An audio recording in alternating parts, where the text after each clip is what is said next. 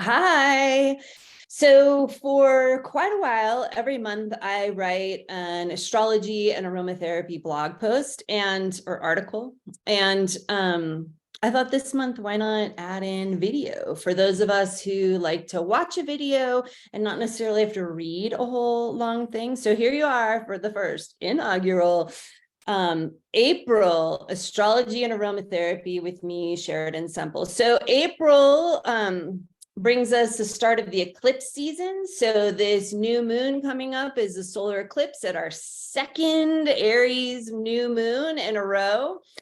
Mercury's going retrograde. Taurus season kicks off with the sun moving into Taurus, and let's see what else. Oh, Venus moves from the heart chakra, which is where we are now, into the throat chakra. All right. So lots of opportunities for us to connect more deeply into our unique paths and more consciously interact with what's going on for ourselves through the mirror reflection of the cosmos. Another way I always like to start is talking about what we could look for in the sky. And so we're going to have Saturn is in the morning sky, and Venus and Mars are in the evening sky. And then obviously the moon does its whole monthly cycle from full to quarter to new to quarter back to full. So April 10th, you could look for Venus with the Pleiades, right? Venus or divine feminine getting together with the seven sisters. So all the ladies together on April 10th. April 22nd and 23rd, you could see the moon, the crescent, the waxing crescent moon, where the moon is just starting to get more light, meeting with Venus in the evening sky after the sunset, signifying we're moving into that throat chakra, April 22nd, 23rd. And then just a few days later, April 25th, the moon will meet with Mars just before it reaches that half moon, that first quarter moon point. But astrologically, let's talk about what's going on. So the full moon in Libra on April 5th, the sun is with Chiron, the wounded healer, the kind of magical healer planet is with the sun, and then the moon is opposite. So the sun is in Aries, Chiron's in Aries, and the sun and the moon will be in Libra for the Libra full moon, right? So it's always spectacular to see the full moon rising around sunset. Depending upon your horizon line, it can take a little bit longer for the moon to come up. But having Chiron in the mix offers an emotional cleansing opportunity with this full moon. So it could be felt around like our Libra partnerships, relationships. Is there any wounding that needs a little like loving touch in your relationship?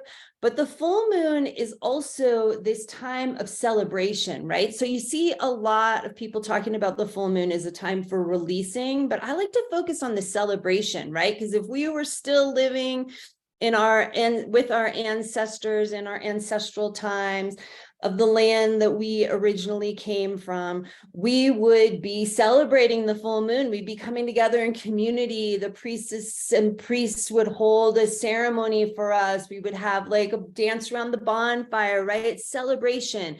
When we're focusing on releasing, which I understand because that's the place where the moon starts to move into its waning time, where it's releasing its light. But it feels a lot like all we do is do, right? As opposed to just like being and celebrating. So I like that full moon time to focus on celebrating. So it could be a time with Chiron there to celebrate like any wounds that you've been healing in your relationships, right? Even your relationship to yourself, which can be such an important Libra lesson, right? If Libra is the mirror, always understanding itself through the mirror reflection of others, a lot of Libra healing, I think, comes from being able to know oneself, regardless of that mirror reflection that we're getting back from relationships. So there's some full moon opportunities, but also time to celebrate yourself. And you could tune into your new moon intention from before and where are you at with it, right? Rhododendron is in essence an essential oil I love for Libra because it helps connect us to our spiritual family, our spiritual relationships, our people, right? Then on April 11th, Venus enters Gemini, which I'm always a big Venus person because of teaching Venus alchemy. So our divine feminine, the goddess, moves into that playful, want to have more fun, social kind of a sign that's like wants space and freedom and not to be told what to do, and likes to get up to a little bit of mischief, you know? So that's kind of a fun energy for spring for us here in the Northern Hemisphere.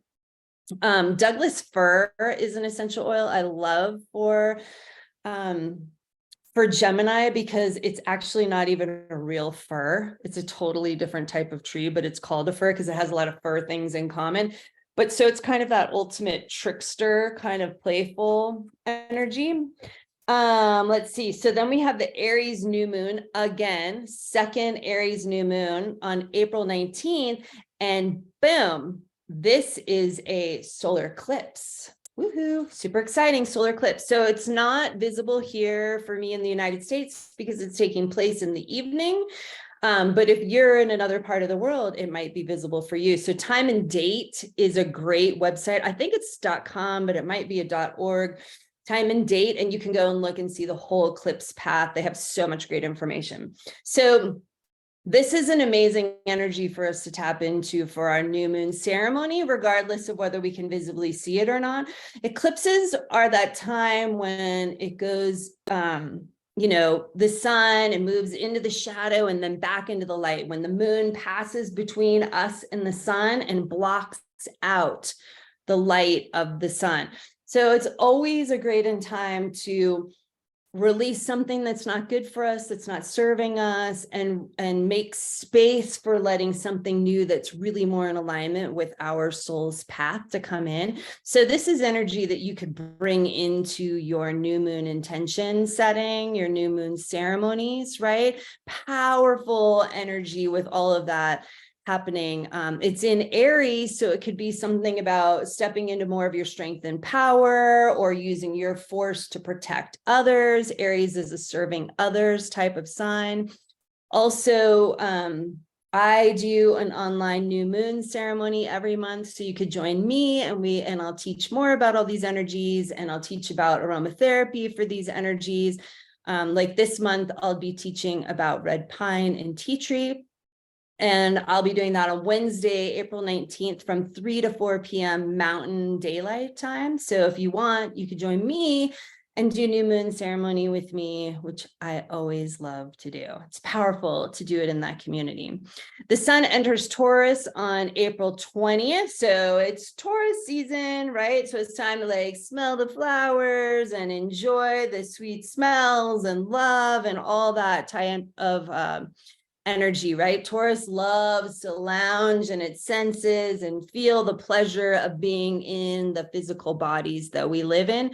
So it can be a nice time for intimacy and nice food and connection and mating and all those kinds of things. So Taurus wants to feel that aliveness in the body, really, that the body brings.